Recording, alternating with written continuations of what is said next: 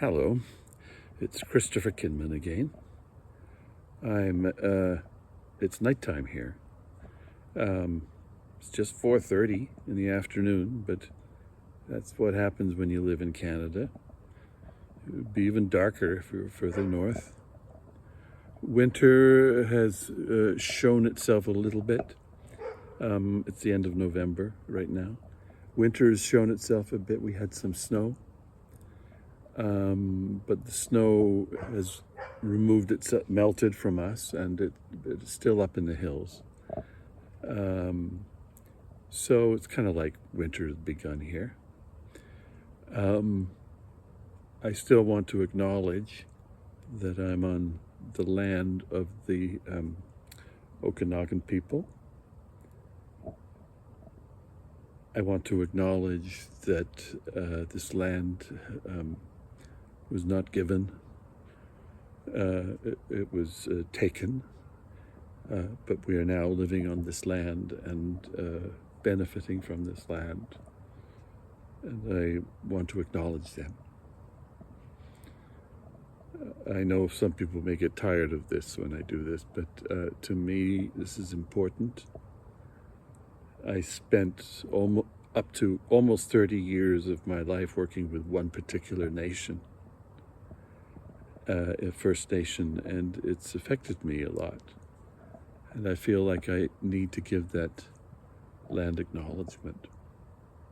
I want to talk about something today that, when I've talked about it before, some people have found it a little troubling.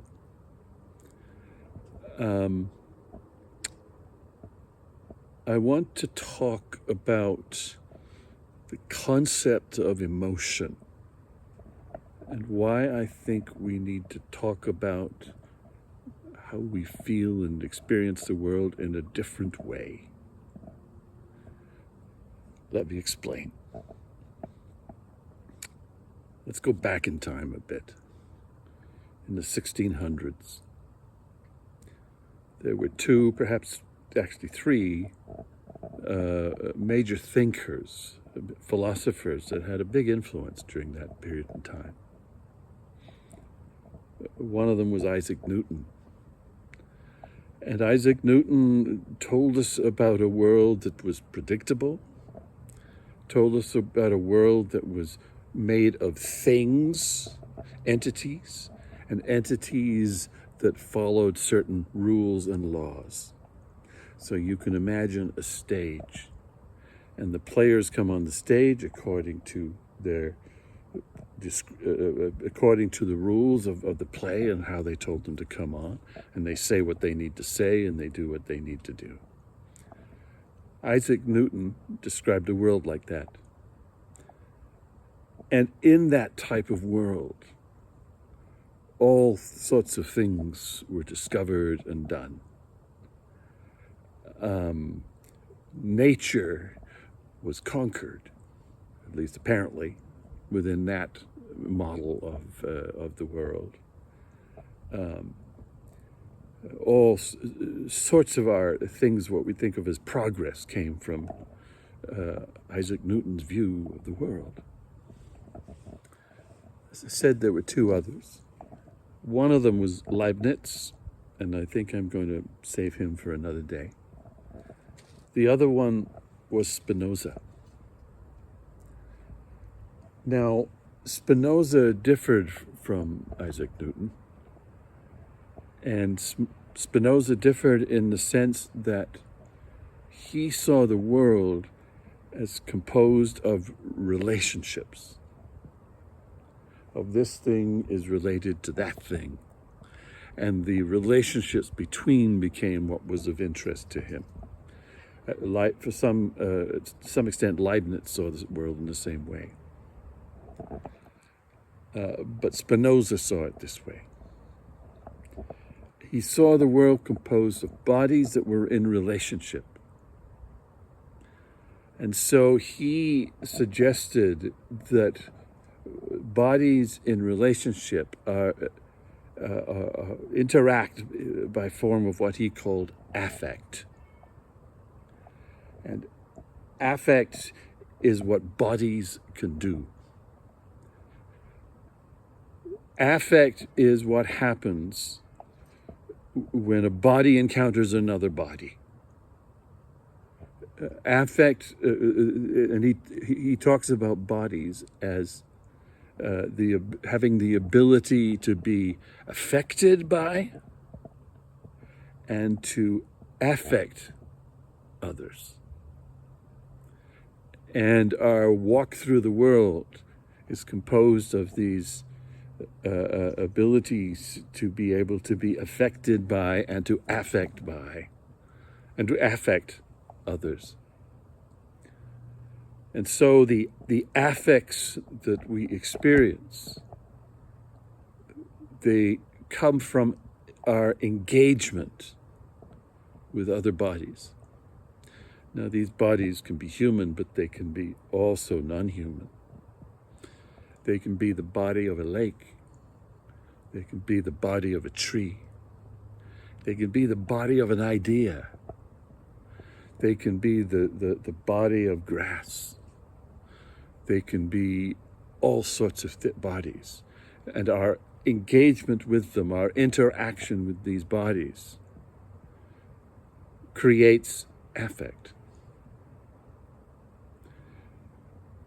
If we look at how Newton's view has come over time to affect the concept of emotion, emotions are seen to be predetermined to our engagement with them. So our emotions are known beforehand, before we experience them. They are what my friend Lynn Hoffman used to call listed languages. They are already listed, already determined. So when you experience fear, it is something that has already been determined what it is, and then you experience it. So it is listed before our experience of it. Now, Lynn Hoffman talked about also unlisted languages. Those are the languages that are not listed, that are not known beforehand, that we experience within our engagement with other people. They're closer to what Spinoza thought of as affect. What happens in our engagement with others, again, human and non-human.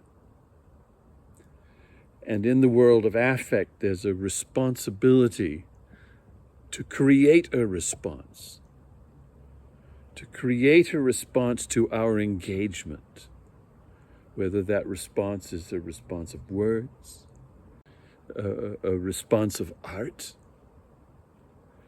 a response of music, of song.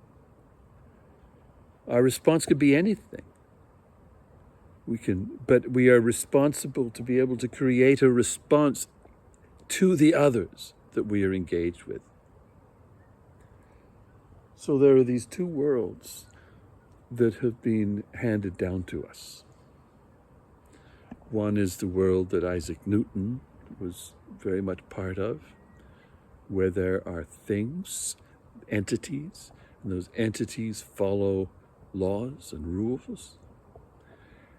And then there's the world of Spinoza, a world where affect occurs in our engagement with others. And affect, by the way, is not an emotion. It can be anything. It can be a thought, an idea. It can be anything at all. I have found the concept of affect to be really important. And I also like the way Lynn Hoffman talks about it as a response of unlisted languages. Languages that have not been determined beforehand, that we have to create together in order to understand. These ideas have become important to me.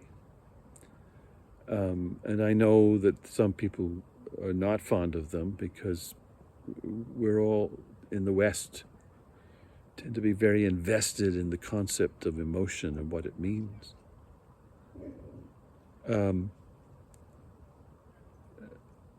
But I want to invite you to think about things in this way. I may have more to say on this later, but that's all for now. Thank you for your time, and from where I'm at, it is good evening. Hope you have a good evening. Bye.